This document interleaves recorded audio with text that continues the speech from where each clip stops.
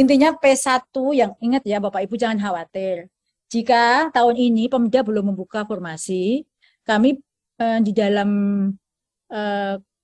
Pak Menteri di dalam berbagai rapat sudah mengatakan kita akan tetap menyelesaikan guru ASN P3K ini di tahun 2023. Oke, untuk mempersingkat waktu, silakan saya buka untuk sesi tanya jawab, mungkin 3 cukup ya, agar memahami apa yang akan disampaikan ke Prof. Oke, Ibu Sri Atun, silakan. Sekarang saya persilakan, Ibu Sri Atun.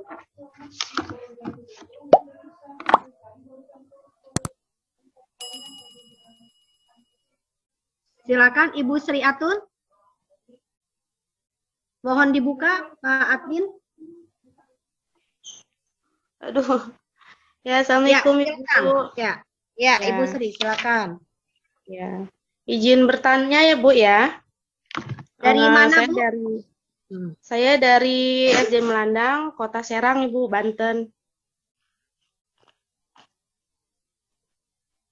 Iya. Kan Bu Sri Atun, silakan. Ya, saya izin bertanya ini, Bu. Di daerah saya ini banyak yang sudah masuk PHK 2, tapi dia pendidikan masih SMA. Jadi mereka tuh mau daftar, ya sudahlah nggak usah daftar, soalnya karena kan kualifikasi pendidikannya belum memadai gitu, Bu. Itu kelanjutannya ke depannya bagaimana, Ibu? Jadi mereka tuh ketakutan apakah nanti P1 yang masuk ke sekolah atau umum yang masuk ke sekolah kami itu akan tersingkir mereka yang masuk PHK 2 gitu, Bu. Ya, terima kasih Bu Sriatun. Langsung saja ya Bu ya, biar nggak lupa. Bu Moderator. Jadi ya, silakan. Jadi ASN ini adalah kalau undang-undang dalam undang-undang ASN definisi adalah jabatan profesional. Oleh karena itu untuk mendapatkan harus melalui seleksi untuk mengetahui kualifikasi dan kompetensi.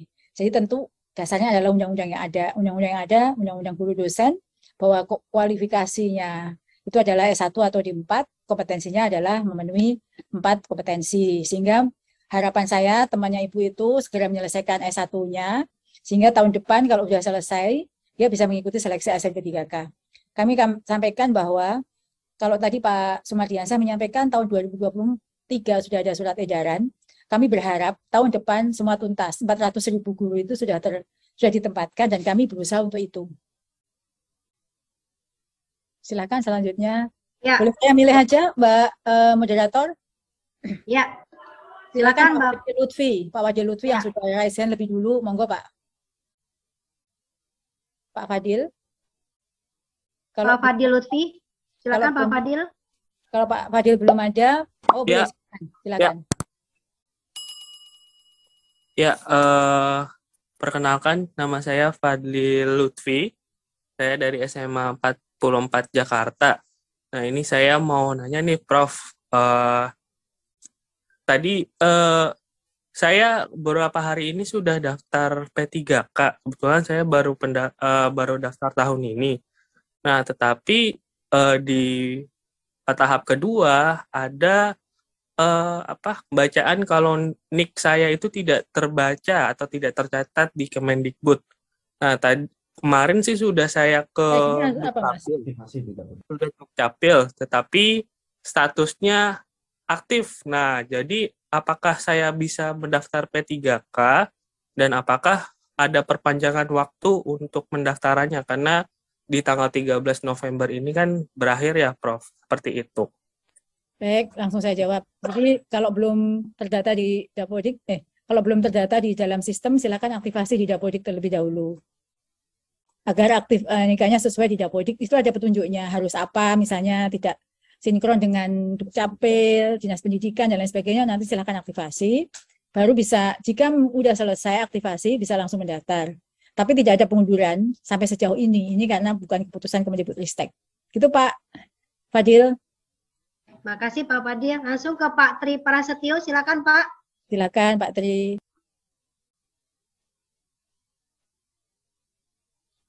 Pak Tri Prasetyo, silakan Pak. Baik Bu, terima kasih atas kesempatannya. Assalamualaikum warahmatullahi wabarakatuh. Salam.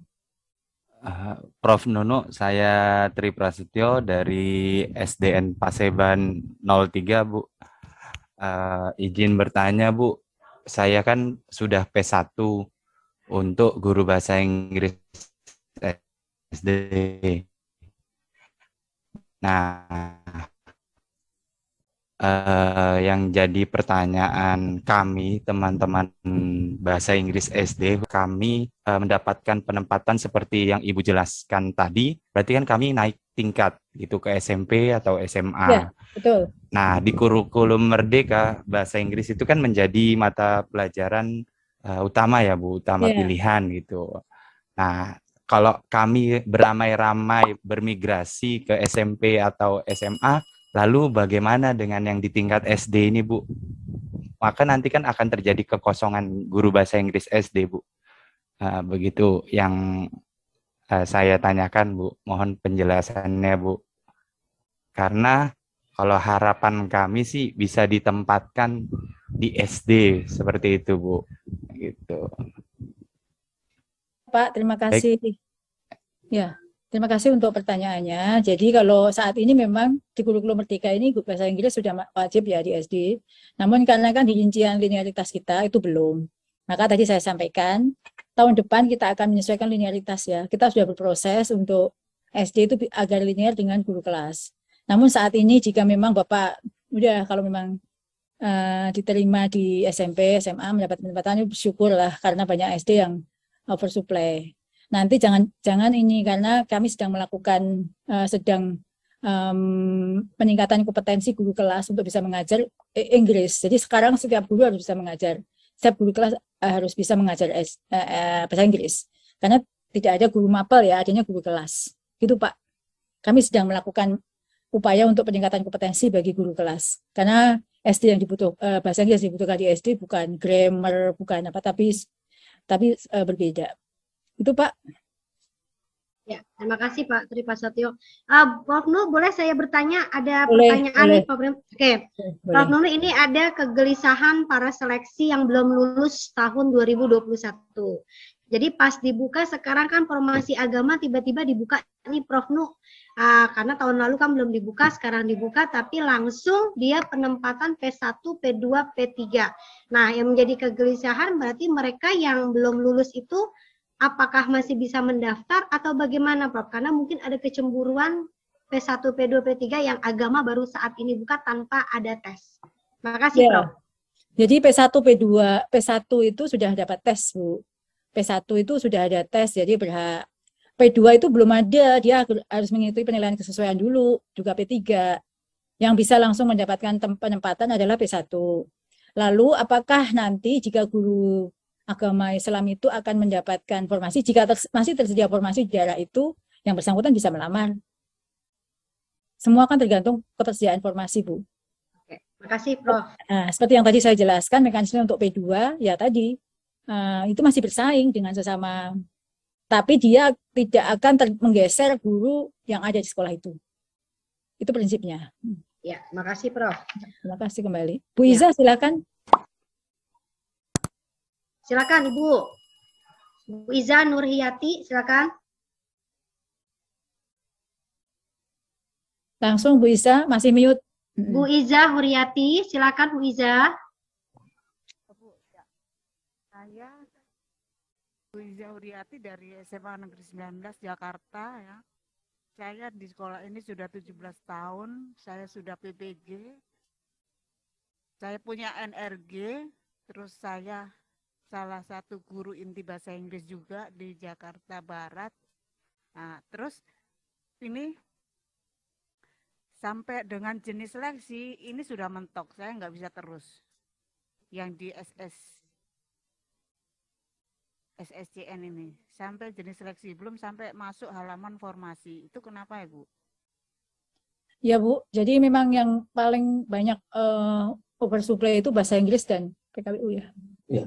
PKBU dan bahasa Inggris Bu, berarti kan memang tidak tersedia formasi di situ Bu. Tapi saya sedang mengajar ini 30 ya, jam masih, di sini. Ya berarti Ibu mengajar terus. Ya, berarti saya itu di SACN kan dia masuk prioritas 3 gitu loh. Tapi saya sudah 17 tahun di sini, saya punya NRG dan sudah PPG. Tuh. Jadi memang seleksi sekarang ini, seperti yang tadi ya Bu ya, prioritas PPG dan lain sebagainya itu sudah ada. Itu di P1 itu sudah ada ya. Waktu itu dia sudah mendapatkan afirmasi 100% sehingga bisa lulus. Lalu saat ini pun jika masih ada sama-sama guru di Jakarta ini yang bahasa Inggris itu dimulai dari, meskipun Ibu punya PPG ya, itu sudah saya jelaskan tadi, dimulai dari 1 guru di sekolah THK 2, guru di sekolah negeri, lalu PPG-nya PPG yang ini Bu, PPG yang baru itu prioritas ketiga, lulusan PPG. Jadi Ibu masuk ke dalam kelompok 2. Jika memang Ibu sudah P1 belum? Belum, saya di SLCN itu masuk prioritas 3 tertulisnya. Ya, berarti memang prioritas 3 itu ada P1 Bu. Dan mungkin di sekolah Ibu itu ada formasi, tapi ada guru bahasa Inggris yang lain. Intinya seperti itu Bu. Ya, berarti Ibu belum masuk P1 sehingga masuknya guru sekolah negeri yang mengajar lebih dari 3 tahun. Jika tidak bisa melanjutkan pendaftaran, berarti memang formasi di situ sudah penuh, gitu Bu. Berarti saya nggak bisa daftar lagi ya Bu? Silakan, monggo Bu. Oke. Sedikit lagi. Oke, Bu, Pak Monggo, saya mau nanya satu lagi. Berarti kalau seandainya sekarang P1 itu misalnya dia sudah tertutup formasi atau sudah penuh, tahun depan apakah tetap dibuka lagi, dia tetap memakai P1? Ya, intinya P1 yang ingat ya Bapak Ibu jangan khawatir. Jika tahun ini Pemda belum membuka formasi, kami di dalam Pak Menteri di dalam berbagai rapat sudah mengatakan kita akan tetap menyelesaikan guru ASN P3K ini di tahun 2023. Dengan mekanisme yang sedikit berbeda. Kita sedang upayakan supaya tidak ada tarik ulur dengan Pemda. Dan bagi Bapak Ibu yang sudah lolos mempunyai label P1, tetap melekat sampai nanti. Meskipun sudah mencoba, turun prioritas gagal, P1-nya tetap melekat ke Bapak Ibu, jangan khawatir.